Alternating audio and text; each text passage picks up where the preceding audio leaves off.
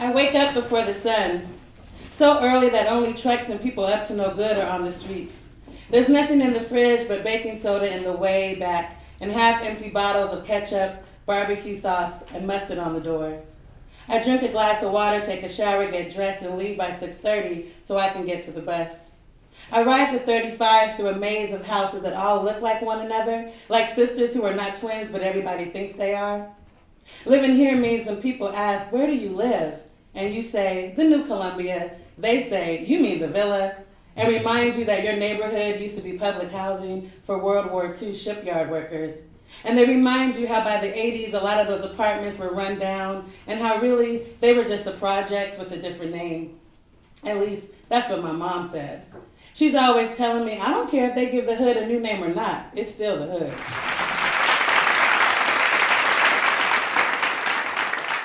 For me, it was poetry that got me reading because of the same thing. I grew up in Portland, Oregon, and I say this a lot. I love the Ramona series. I love Beverly Cleary. Really love and know all those books.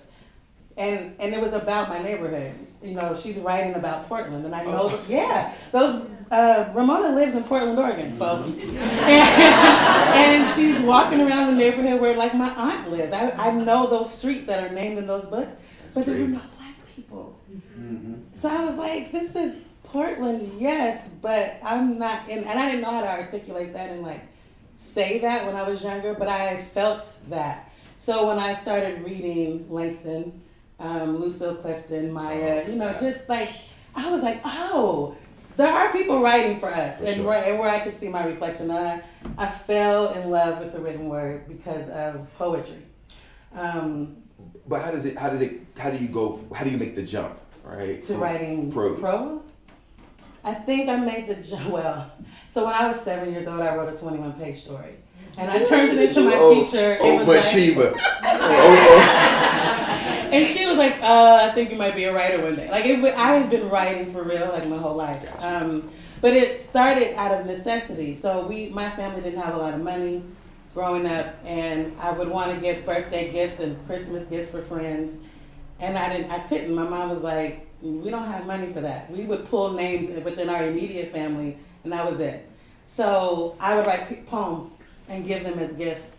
And people would come, and I used to be embarrassed and really ashamed of that. But then people would come and say how touched they were going to save it and frame it and all this stuff. And I was like, oh, words have power. And I have a talent to move people with my words. So I was hooked at a really young age to write, to tell stories. So it's always been something. The two of them have always informed the other. And even now, when I'm writing prose, I read a lot of poetry. And then when I'm working on poetry, I read a lot of narrative work and prose. Our black bodies sacred. Our black bodies holy. Our bodies our own. Every smile a protest, every laugh a miracle, piece by piece, we stitch ourselves back together, this black girl tapestry that gets dragged out of school desks, slammed onto linoleum floor, tossed about at poolside, pulled over and pushed onto grass, arrested never to return home, shot on doorsteps, on sofas while sleeping and dreaming of our next day.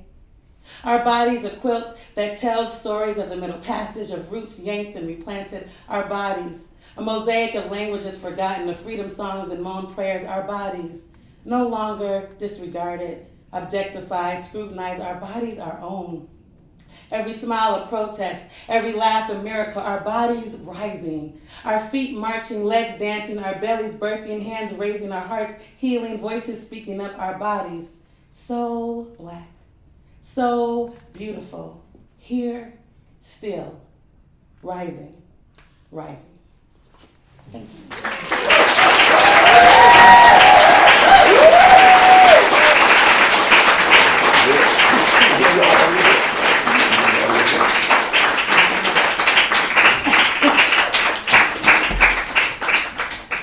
I told her she should do her own audiobook, yeah?